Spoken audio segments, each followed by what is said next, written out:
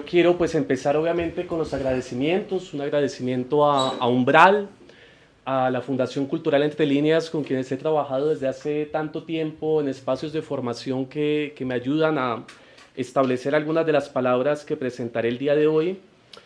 El agradecimiento a los que están acá presentes, amigos, compañeros, estudiantes, familia, por apoyar este espacio y por dar cierta confianza a la palabra que voy a enunciar. En todo caso, espero retribuirles esa confianza.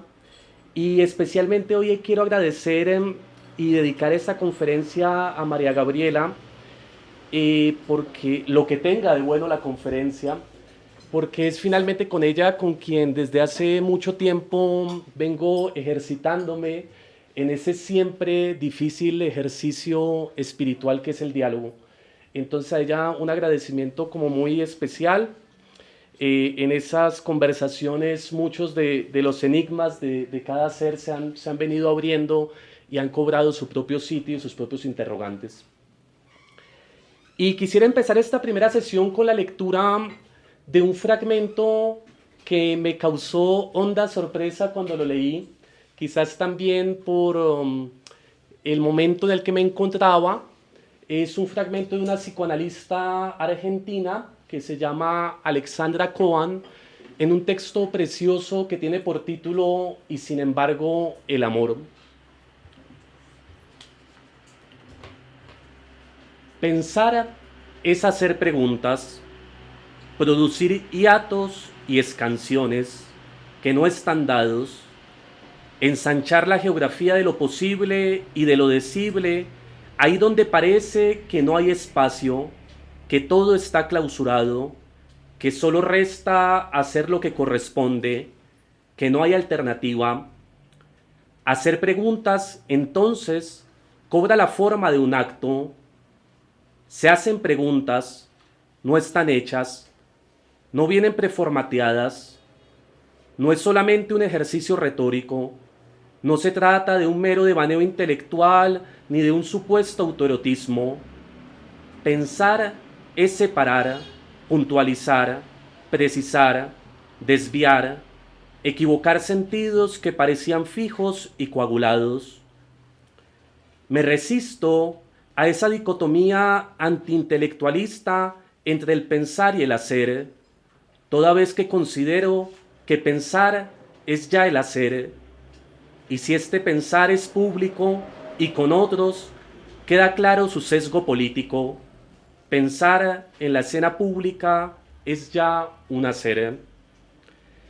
Y he querido empezar con ese fragmento porque he titubeado durante largo tiempo en torno a si ofrecer o no esta palabra pública, esta palabra que compromete en otro sentido, no en el sentido de la reflexión solitaria, de la reflexión incluso universitaria, sino que supone ponerla acá a su control, someter mi palabra a su control enunciativo. Y entonces ante ese titubeo pensé que lo mejor era arriesgarme a dar esa palabra pública titubeando un poco, pero con cierta honestidad de lo que pueda encontrar y transmitir. Y en ese sentido he hecho una invitación que les ha llamado, una invitación que a lo mejor ha hablado a algo que hay en ustedes, una invitación que en todo caso promete, esperemos que lo logre, una reflexión en torno al vínculo, digámoslo en términos generales en este momento, entre pensamiento y vida. Y les agradezco por haber venido, por escucharme en este momento. Y bueno, quisiera entonces empezar. Para nosotros, para los contemporáneos, el pensamiento y la vida parecieran estar en todo caso como separados. El pensamiento y la vida se nos manifiestan como asuntos disociados y escucha uno normalmente al respecto del pensar, también al respecto de la filosofía, pero dejémoslo ahorita en ese término amplio, que lo mejor sería, o más bien que los pensadores serían una suerte de seres entregados a extrañas elucubraciones, abstracciones, que nada tienen que ver con la vida concreta. Así, por ejemplo, se encuentra uno la manera en la que se ha leído la famosa anécdota de Tales de Mileto, en la que por estar mirando a las estrellas cayó a un pozo, y le reprocha entonces, y se le reprocha por andar metido en esas hondas abstracciones, no haber visto el hueco que tenía bajo los pies. Pero asimismo, por ejemplo, Aristófanes, un cómico griego, se mofaba de ese pensador que era Sócrates, se mofaba bastante al considerar que estaba todo el tiempo en las nubes. Además que era una suerte de monstruo, Sócrates, un monstruo que en todo caso estaba marcado por el hecho de ser apolítico, estar lejos de la polis, y bueno, viene toda la mofa que hace Aristófanes muy graciosamente. Y yo creo que esa imagen del pensamiento es una imagen que nos toca a todos en lo más cercano, ¿no? Esos sujetos que se dedican a especulaciones extrañas que nada tienen que ver con la vida cotidiana y con la vida pues de ganarse el pan. Eso adquiere su propio tono en las sociedades contemporáneas y adquiere su propio tono porque va haciendo sus desarrollos y el daño que van haciendo, por ejemplo, las instituciones educativas al ámbito del pensar. Ese daño que se va provocando por parte de las instituciones educativas que hace de la labor teórica, de la labor investigativa, una suerte de labor de privilegiados puestos en sus lugares cómodos, que en el mejor de los casos, bien intencionadamente o mal intencionadamente, como solía recordar siempre el profe Carlos, no pasan de ser unos sabios bárbaros, ¿no? Hiperespecialistas que conocen a la perfección una de sus especialidades, de sus temáticas, pero que cuando tienen que resolver un problema de la vida cotidiana, cuando están, por ejemplo, enamorados, no tienen otro recurso que la autoayuda. Entonces, sucede, y tal como se nos manifiesta ese lugar del pensamiento, lleva a varios problemas, y es que hay otros que sí se encargan del vínculo entre la vida y algunas ideas, no sé si necesariamente pensar. Piensen ustedes, por ejemplo, pensemos en el discurso de la autoayuda. El discurso de la autoayuda se encarga todo el tiempo de indicarle a los sujetos que deben hacer su vida de conformidad con unos patrones de normalidad que no pasan de ser lo que sostiene el discurso capitalista, que es en últimas la búsqueda del poder, el dinero y la fama. Y por otro lado van sosteniendo a su vez unos patrones de normalización que le van a diciendo a los sujetos cómo tienen que, por ejemplo, hacer su vida, ¿no? Entonces, no, tienes que levantarte temprano y ponerle ganas, etcétera, pero en un discurso que no pasa de ser, en la mayoría de los casos, insisto, un discurso de normalización. Lo más preocupante es que esos discursos de la autoayuda han calado profundo en muchos de los esquemas de la psicología y de la terapéutica contemporánea. Y entonces no es, digamos, suele pasar que si se dirigen hacia un psicólogo, el psicólogo no tenga más recursos que indicarles algunas buenas herramientas de autoayuda. Pero a eso se le suma además la primacía, por ejemplo, del fármaco. El fármaco empieza a aparecer como el lugar que les permite estabilizar la vida sin que aquello que hace crisis en uno, sin que los dramas fundamentales que atraviesan al corazón humano, que atraviesan la existencia, sean objeto de examen.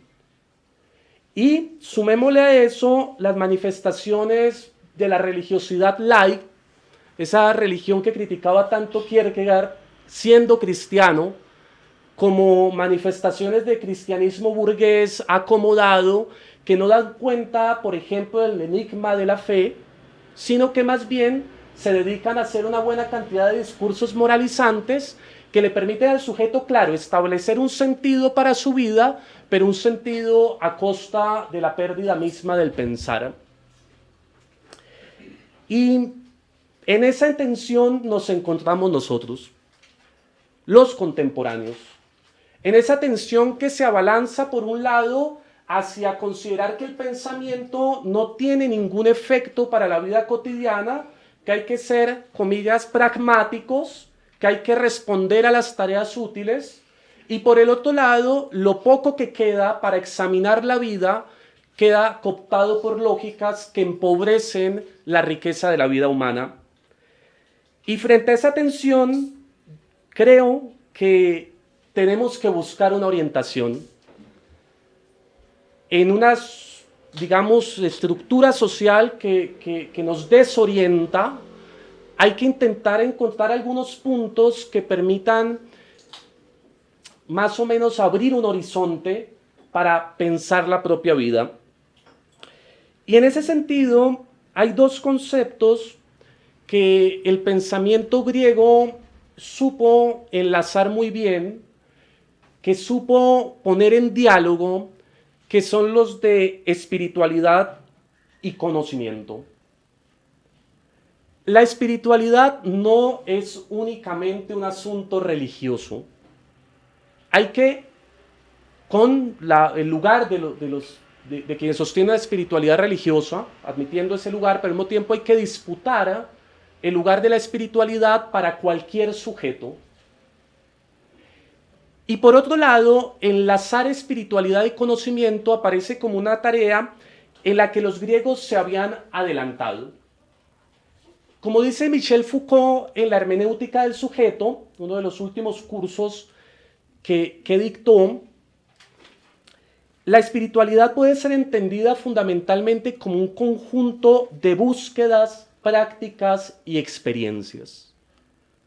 Cuando hablamos de espiritualidad, estamos hablando de algo que se hace, de algo en lo que el sujeto se ejercita, pero que tienen unas finalidades muy precisas, la fundamental, que son prácticas que están dirigidas a la transformación del sujeto. Ahora bien, esas prácticas se dirigen a la transformación del sujeto, para decirlo con Foucault, para que pueda vincularse con el problema de la verdad. Pero a su vez, y esto es quizá lo más bello de los ejercicios espirituales en la Grecia antigua, para intensificar la dicha de vivir. Por un lado, insistir en que hay verdades subjetivas, como decía Kierkegaard, en que hay verdades que solo competen a cada uno de ustedes en el marco de su historia personal, que hay verdades que son incluso incomunicables, que hay verdades que en muchos de los casos se nos escapan. Pero para poder acceder a esas verdades, el pensamiento griego sostenía, es necesaria una profunda transformación del sujeto. Pero por otro lado, no aparece como un simple recurso a la verdad, sino que aparece vinculado como un recurso a la intensificación de la dicha de vivir. Esto que no suele sonar demasiado en los discursos de autoayuda, que parecen más bien en la mayoría de los casos aburridores, es fundamental para el pensamiento griego. Bien. Por otro lado, junto a la espiritualidad, nos podemos encontrar por lo menos con otros dos conceptos, tal como los menciona allí Foucault, que son el de filosofía y el de conocimiento. Foucault da allí una concepción de filosofía, cada filósofo tiene la suya, pero en ese momento señala Foucault que la filosofía interrogaría el modo en el que emerge la verdad y la forma en la que se produce la verdad. Y esto nos va dando también una indicación. La verdad no es algo que está ahí presto a ser descubierto, sino que la verdad aparece como algo que se constituye, que se construye. Y al lado de la filosofía aparece precisamente ese marco del conocimiento, que tiene que ver con esos contenidos ya en concreto que habitan a cada sujeto y con los que tiene que establecer una relación.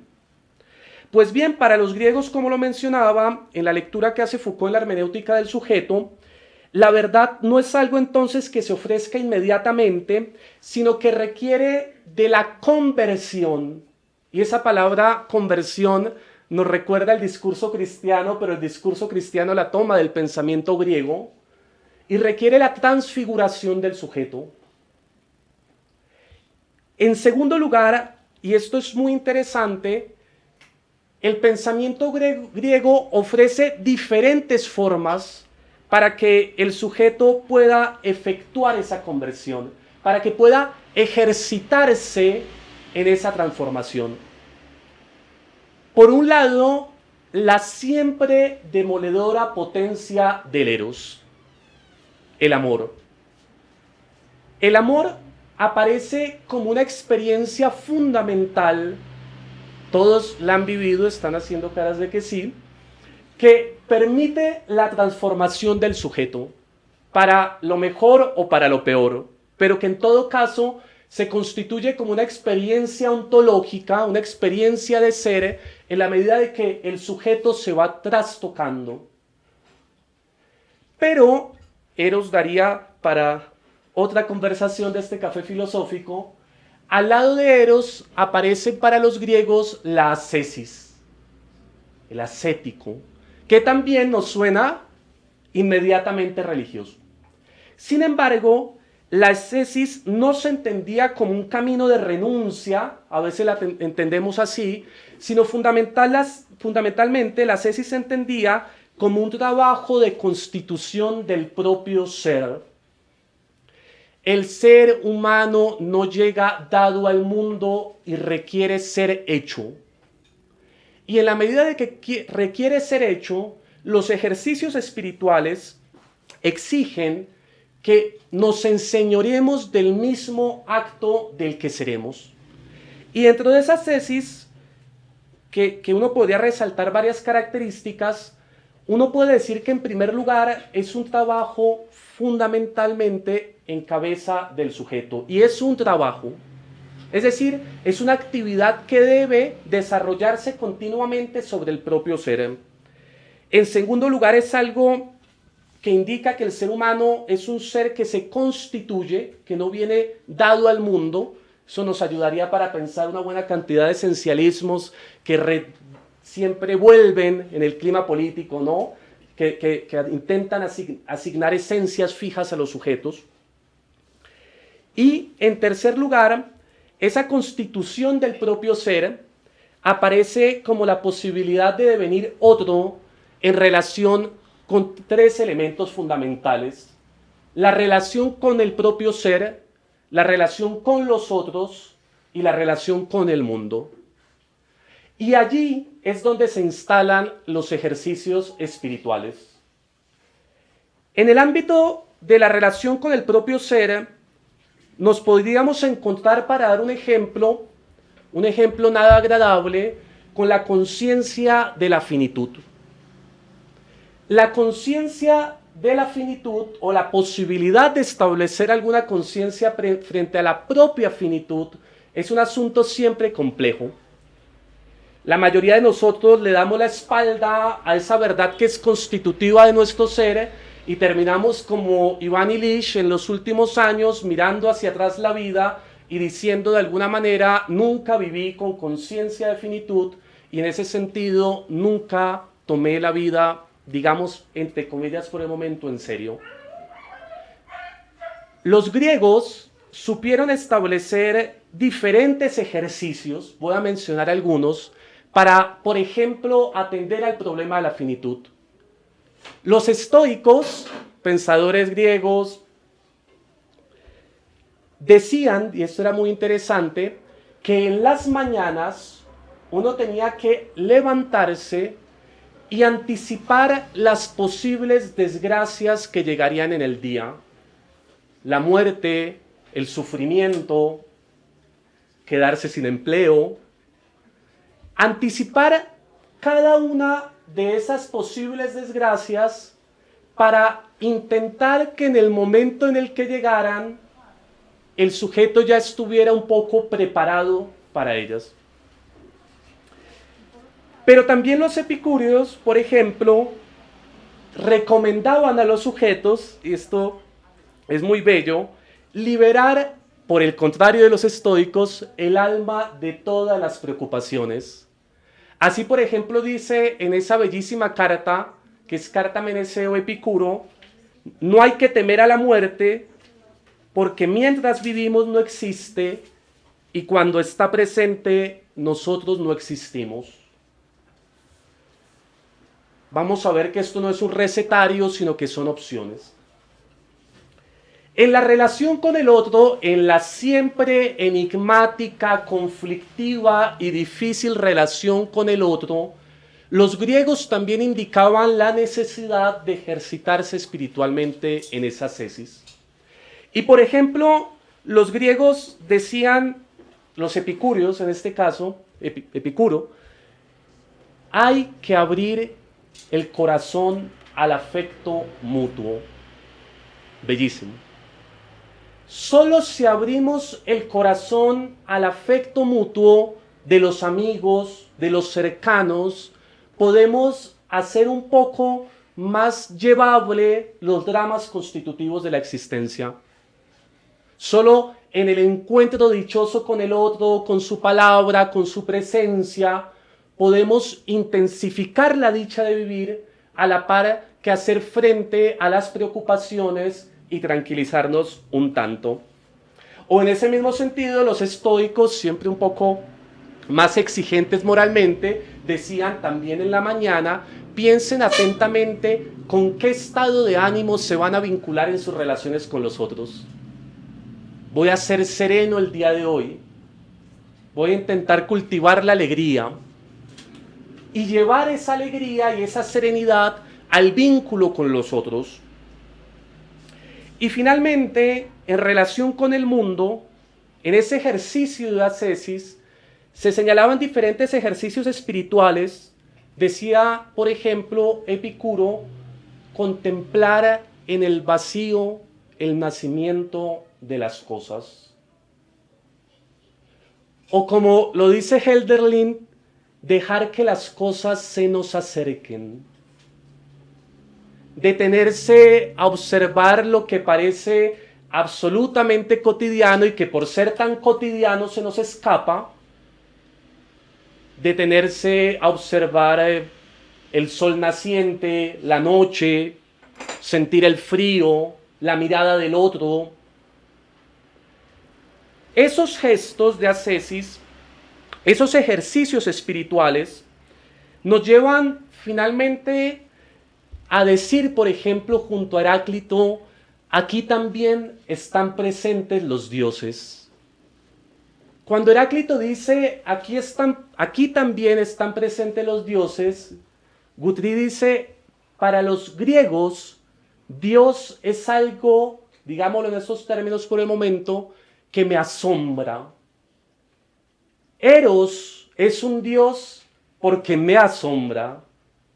La muerte, el tiempo, aparecen como dioses en la medida de que nos presentan una experiencia en algo inefable, pero que sin embargo abre horizontes dentro de la propia espiritualidad y singularidad.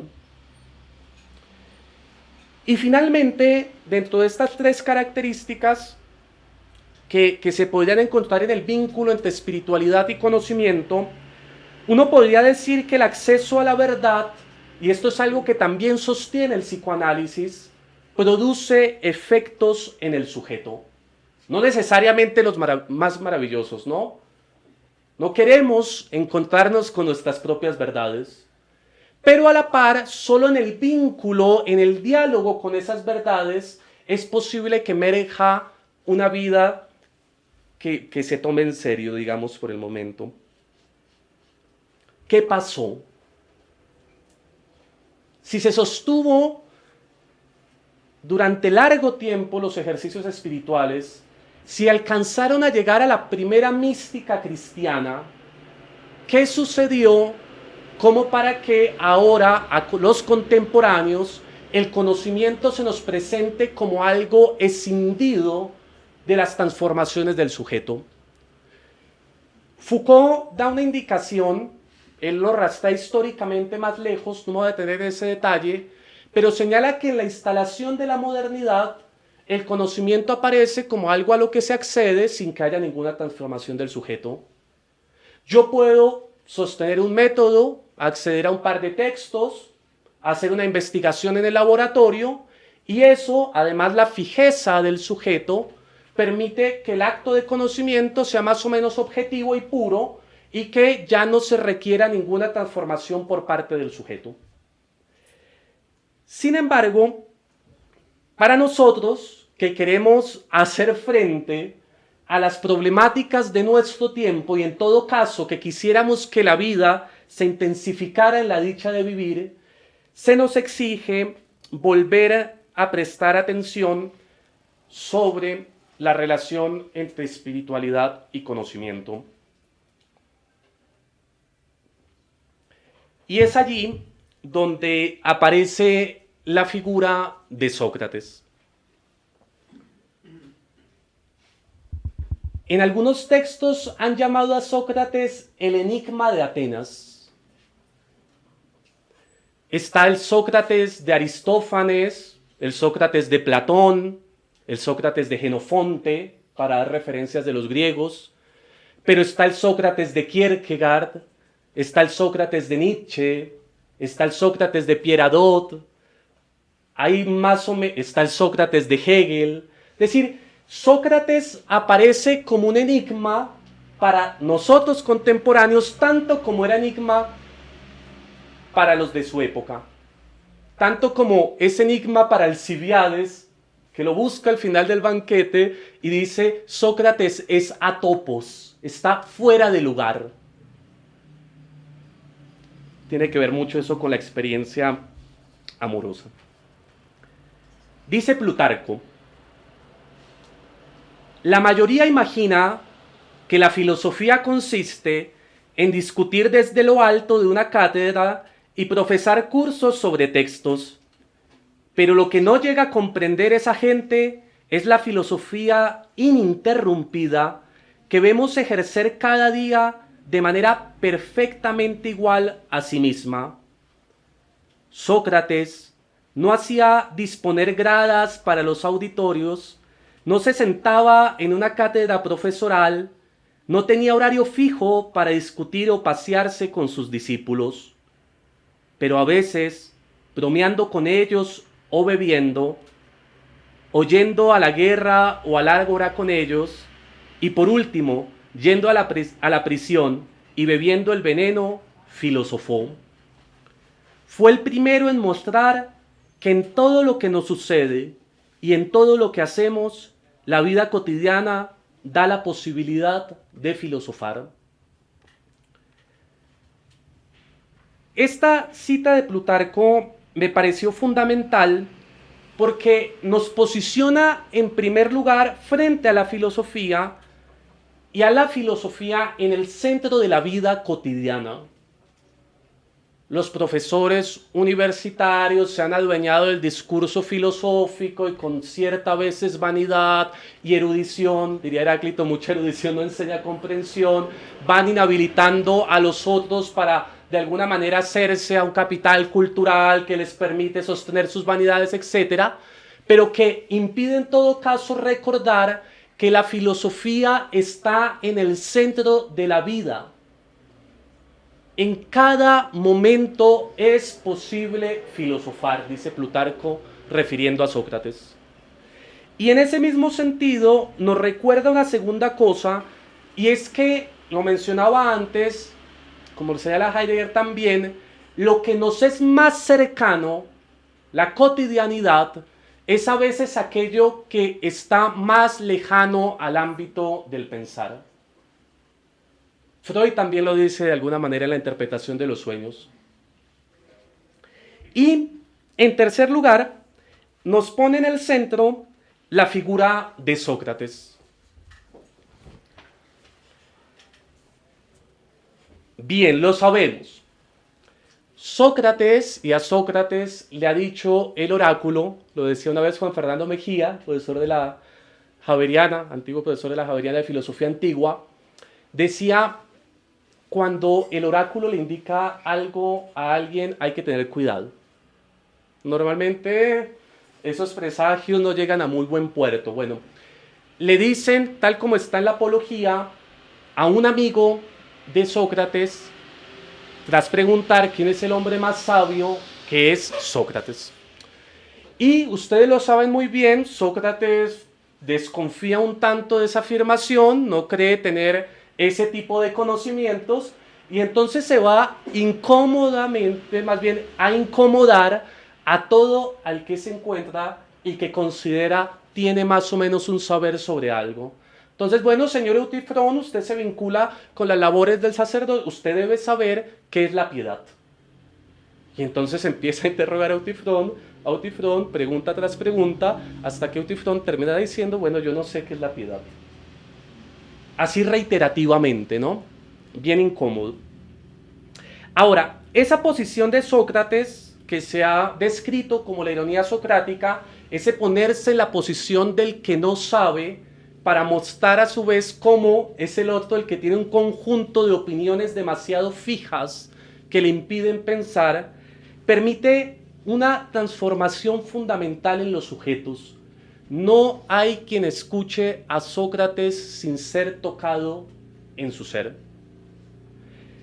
Algunos, simplemente incomodados, lo van a denunciar por corruptor de jóvenes y por atentar contra los dioses y la polis, pero otros, aquellos como Teeteto, esto lo suelo recordar, pero porque me parece más maravilloso, Teeteto es un joven matemático, y entonces el maestro de Teeteto le dice a Sócrates, venga para acá que tengo a alguien que es brillante, y entonces lleva a Teeteto junto a Sócrates, y le dice entonces Sócrates que, bueno, él debe saber lo que significa la ciencia y el conocimiento, digamos el saber, lo que me interesa. Teeteto arriesga una definición y se equivoca. Arriesga una segunda definición y se vuelve a equivocar. Arriesga una tercera definición y vuelve a caer en contradicción y en aporía. Y cuando está en ese momento, fíjense cómo en los diálogos es claro el efecto transformador del diálogo como ejercicio espiritual. Cuando está en ese estado, Teeteto dice más o menos, por los dioses, Sócrates, que cuando pienso en todas estas cosas no puedo sentir sino vértigo. La primera experiencia a la que lleva Sócrates a ese joven Teeteto es al vértigo, la pérdida de la orientación, la dificultad ante el desequilibrio que genera la ausencia de las opiniones sobre las que hacía la vida, la dificultad para reencauzarla.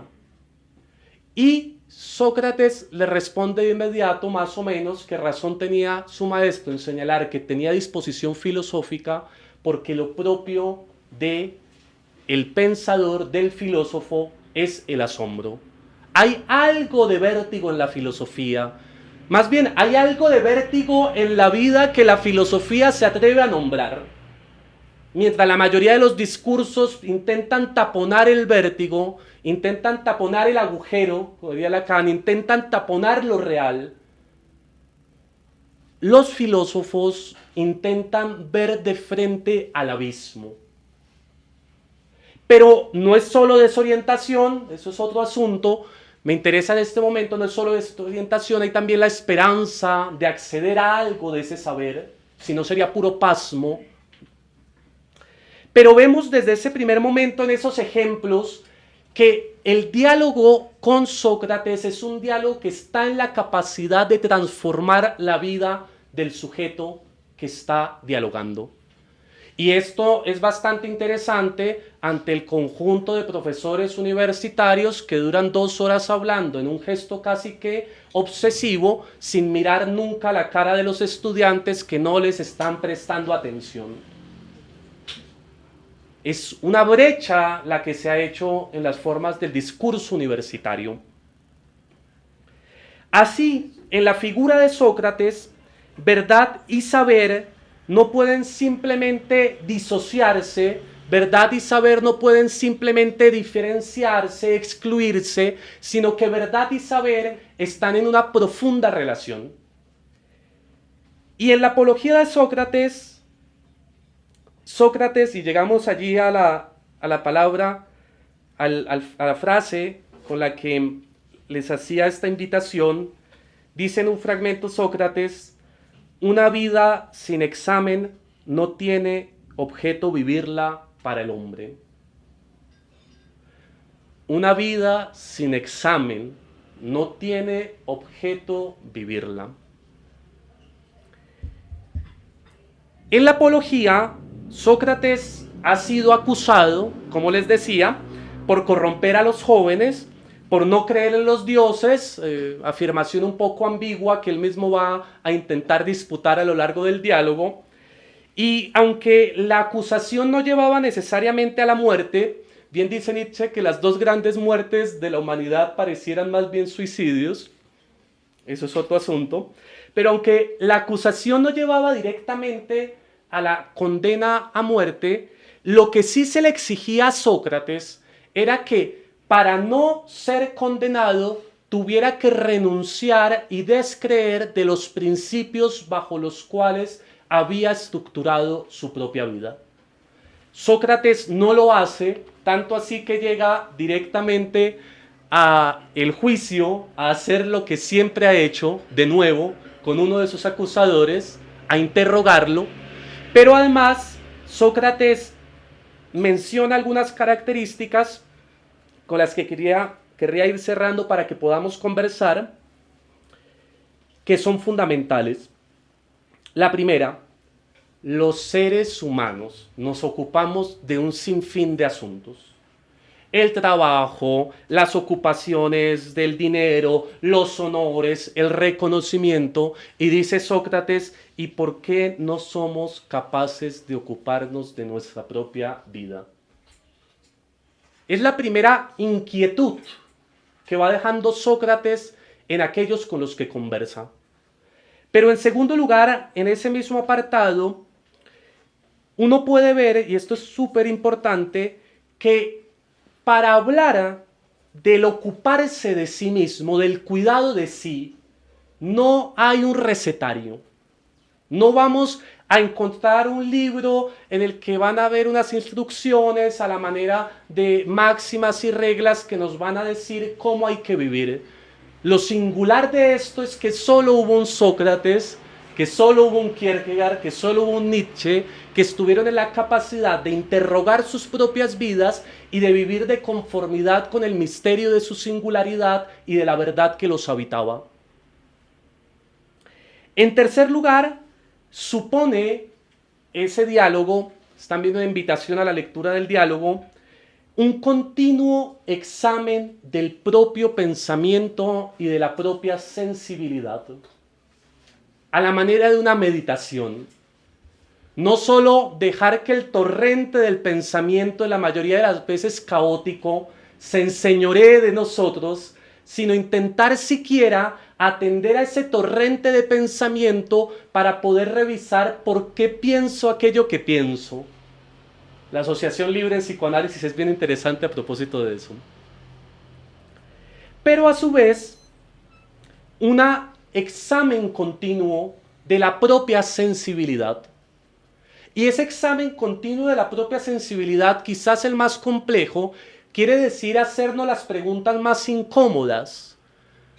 No legitimar mi sentimiento de ira, mi sentimiento de tristeza, mi sentimiento incluso de alegría de inmediato, sino contemplarlo con cierta distancia que me permita entender por qué estoy sintiendo eso y qué estoy sintiendo. Y en ese sentido, supone también la labor de Sócrates establecer una relación con la verdad que nos habita, pero que podría decir cada uno en primera persona, establecer una relación con la verdad que me habita. Esa verdad singular de la que podré alcanzar algunos elementos, pero de la que en todo caso habrá elementos que siempre se me escaparán. Entre lo que puedo alcanzar a comprender, la verdad siempre se entiende a medias, dice Lacan, y lo que se me escapa de esa verdad. Y finalmente, ese hacerse cargo del propio ser en su singularidad supone entonces establecer una relación en la que el sujeto piensa y siente para volver a vivir, en la que se vive para pensar y sentir y se siente y se piensa para intensificar la dicha de vivir. Estas breves indicaciones encuentran lugar en dos citas con las que quisiera cerrar para que conversemos. La primera es una cita de el diario íntimo de Kierkegaard. Kierkegaard es un autor danés, más un teólogo y un literato, y un filósofo, es de esos difíciles de clasificar. Y la mayoría de su obra nos va a acompañar en la próxima sesión del Café Filosófico, Kierkegaard, en uno de sus seudónimos. Pero la mayoría de su obra se hace bajo seudónimos. Aquí no lo encontramos en su diario íntimo. Dice Kierkegaard: lo que me importa es entender el propio sentido y definición de mi ser, ver lo que Dios quiere de mí, lo que debo hacer. Es preciso encontrar una verdad, y la verdad es para mí hallar la idea por la que esté dispuesto a vivir y a morir. El eco de Sócrates, ¿no? ¿De qué me serviría que la verdad estuviera frente a mí, fría y desnuda, indiferente, si no la reconozco o no provoca más bien un angustioso estremecimiento que una entrega confiada? Con esto no pretendo ciertamente afirmar que yo no admita ya un imperativo del conocimiento, o que a través del mismo haya que operar en los hombres, pero en este caso ha de encarnarse en mí de una manera viva, y esto es lo que ahora atiendo como a la cosa principal. Y junto a ese bello fragmento, un fragmento de Nietzsche hablando de su maestro, de Schopenhauer, en Schopenhauer Educador, que es el siguiente: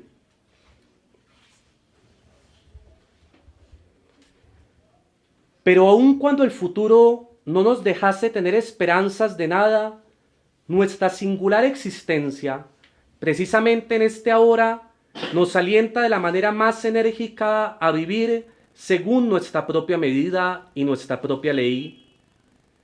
Ese enigma inexplicable de que vivimos precisamente hoy y tuvimos en efecto todo el tiempo infinito para nacer, de que no poseemos sino un hoy de corta duración y en él debemos mostrar por qué y para qué hemos nacido precisamente ahora. Ante nosotros mismos tenemos que responder de nuestra existencia. Por consiguiente, también queremos ser sus verdaderos pilotos y no permitir que se equipare esta existencia nuestra a una casualidad desprovista de ideas. Hemos de tomarla de manera un tanto atrevida y peligrosa, en especial porque de todos modos, en el mejor y en el peor de los casos, la perderemos siempre. ¿Por qué pues depender de este terruño, de esta profesión? ¿Por qué prestar oídos a lo que dice el vecino? ¿Es tan pequeño burgués comprometerse con puntos de vista que a unos cientos de millas de distancia no comprometen ya en modo alguno? Oriente y Occidente son trazos de tiza que alguien pinta ante nuestros ojos para burlarse de nuestra cobardía. Yo quiero hacer el intento de alcanzar la libertad, se dice el alma joven, y esto se lo podría impedir el hecho de que casualmente dos naciones se odien y se hagan la guerra, o que haya un mar entre dos continentes, o bien que a su alrededor se enseñe una religión que ciertamente no existía unos milenios antes. Tú misma no eres nada de eso, se dice el alma. Nadie puede construirte el puente sobre el cual tú precisamente tienes que caminar sobre el río de la vida. Nadie lo puede hacer, excepto tú y solo tú. En efecto, hay innumerables senderos y puentes y semidioses que quieren llevarte por el río, pero solo al precio de ti misma. Para que te llevaran tendrías que hipotecarte y perderte. Hay un único camino en el mundo por el que no puede ir nadie excepto tú. ¿A dónde conduce? No preguntes, síguelo. ¿Quién fue el que pronunció la sentencia? Un hombre no se eleva nunca a tanta altura como cuando no sabe a dónde puede llevarle su camino. Pues bien, con esta cita les doy la bienvenida a este proyecto del Café Filosófico. Abro ahora para que empecemos a conversar.